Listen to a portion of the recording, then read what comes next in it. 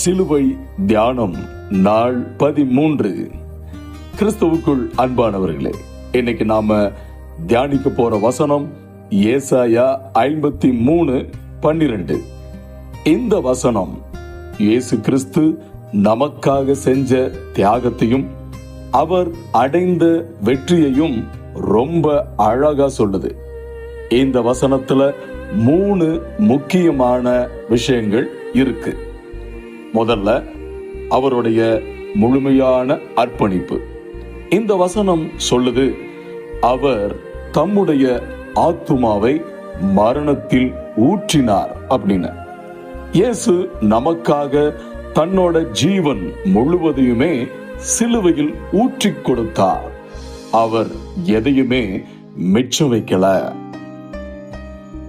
இரண்டாவதா, அவர் எந்த பாவமும் செய்யாதவர்.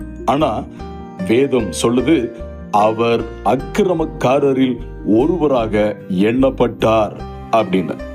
அதாவது நாம செஞ்ச பாவங்களுக்கான தண்டனைய அவர் ஏத்துக்கிட்டு ஒரு குற்றவாளியை போல நமக்காக சிலுவையில தொங்கினாரு. அது மட்டும் இல்லாம தன்னை சிலுவையில் அறைந்தவர்களுக்காகவும் ஏன் நமக்காகவும், பிதாவே இவர்களை மன்னியும் அப்படின்னு பரிந்து பேசினார்.